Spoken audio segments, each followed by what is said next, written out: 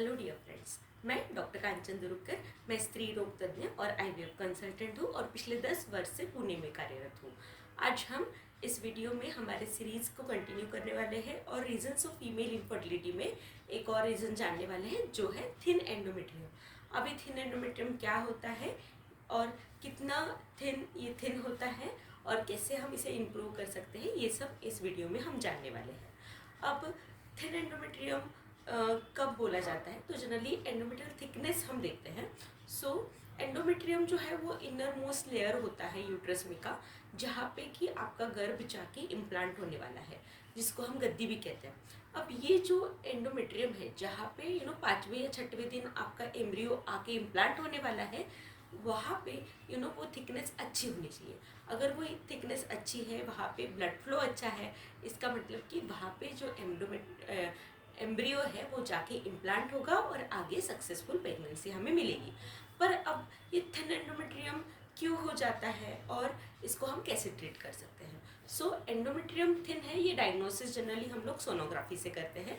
तो जनरली ये जो डायग्नोसिस है वो डे 20 पे जो हम सोनोग्राफी करते हैं उसमें हमें पता चलता है। ये जो सोनोग्राफी में जो एंडोमेट्रियल थिकनेस है, ये भी प्रॉपरली देखा जाना चाहिए। सो मैक्सिमम थिकनेस जहाँ पे है, वहाँ पे अगर ये एंडोमेट्रियल थिकनेस जो है वो 7 mm से अगर कम है, तो उसे हम थिन एंडोमेट्रियम कहते हैं। और वो भी जब मैक्सिमम होना चाहिए, मतलब डे 20 ऑफ योर पीरियड्स को ये एंडोमेट्रियल थिकनेस जो है वो मैक्सिमम होना चाहिए। तो तब ये अगर 7 mm से कम है, मतलब ल्यूटियल फेज में आपका एंडोमेट्रियम जो है वो कम है, तो उसे हम थिन एंडोमेट्रियम कहते हैं। अब ये थिन एंडोमेट्रियम क्यों होता है? सो जनरली अगर ये एंडोमेट्रियम जो है वो इस्ट्रोजन से बनता है। हमारे बॉडी में जो इस्ट्रोजन है और उसके रिसेप्टर्स जो है वो एंडोमेट्रियम पे रहते हैं, जिसकी वजह से ये एंडोमेट्रियम बनता है। सो एंडोमेट्रियम बनना, ये आपका जैसे ही पीरियड्स खत्म होना चालू होता है, तब से ही ये एंडोमेट्रियम बनना चालू होता है। और जिस दिन ओवुलेशन होता है उस दिन ये जो एंडोमेट्रियम है वो फॉलिकुलर फेज से सिक्रेटरी फेज में जाता है।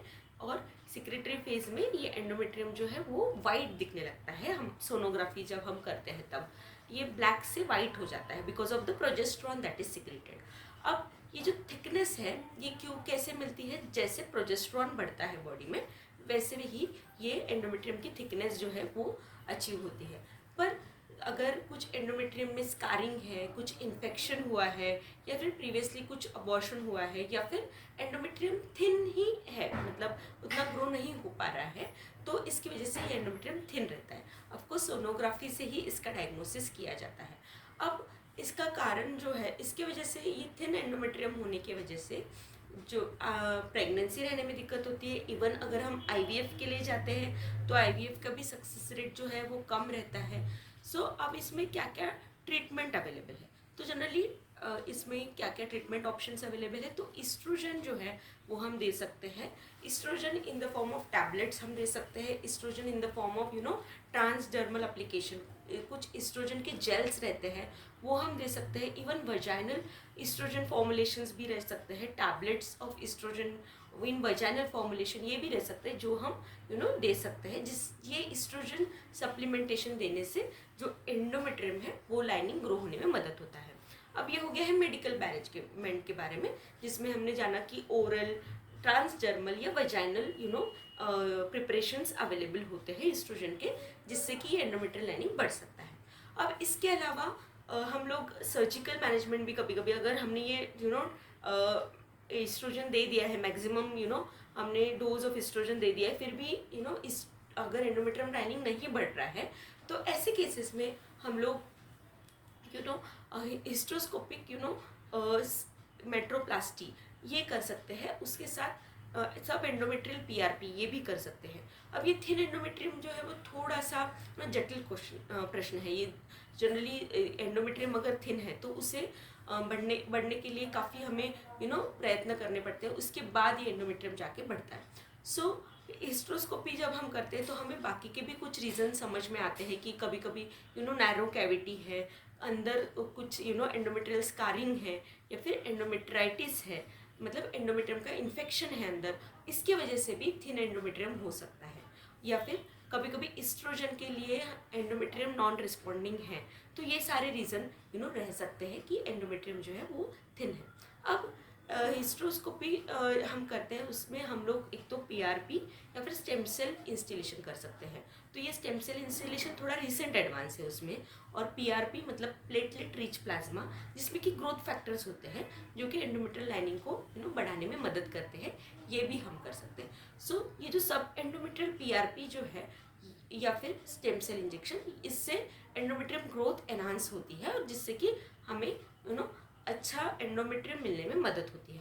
अब ये जो सब एंडोमेट्रियल पीआरपी है, इसके अलावा इंट्रायूट्राइन पीआरपी इंस्टिलेशन भी हम लोग कर सकते हैं, जिससे भी हमें ये एंडोमेट्रियल लाइनिंग बढ़ने में मदद हो सकती है। सो थिन एंडोमेट्रियम जो है वो थोड़ा सा, जैसे मैंने पहले ही बोला कि थोड़ा डिफ़िकल्ट होता है सिचुएशन टैकल करने के लिए, लेकिन हम लोग अगर ये सब जो मेथड्स है वो अगर यूज़ करते हैं, जैसे कि एंडोमेट्रियल प्रिपरेशन, इस्ट्रोजन प्रिपरेशन, जैसे कि ओरल, ट्रांसडर्मल और वजाइनल प्रिपरेशन, या फिर हिस्ट्रोस्कोपिक पीआरपी, ये सारी चीज़ें हमें एंडोमेट्रियम जो है वो बढ़ने के लिए मदद कर सकती है। कुछ रिसेंट एडवांस भी है, जैसे कि बलून थेरेपी है, कभी कभी मेरेना इंसर्शन, ये सारी चीज़ें भी इन केसेस में ट्राई की जा चुकी है। लेकिन again these are the experimental therapies that are been used for the thin endometrium. So ये सारी चीज़ें हमें एक एंडोमेट्रियम प्रॉपर ग्रो होने में मदद करती है, और अगर ये एंडोमेट्रियम प्रॉपरली ग्रो होता है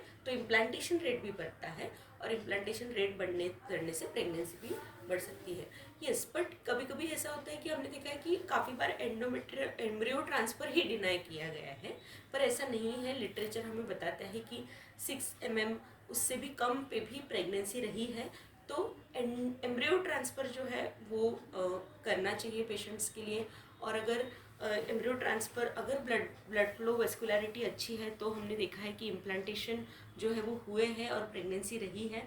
सो थिन एंडोमेट्रियम अगर है तो एम्ब्रियो ट्रांसफ़र करने के पहले ऑफकोर्स हमने सारे एफर्ट्स करने चाहिए, लेकिन एम्ब्रियो ट्रांसफ़र जो है वो अगर हम करते हैं तो हमें पॉजिटिव रिजल्ट मिले हैं।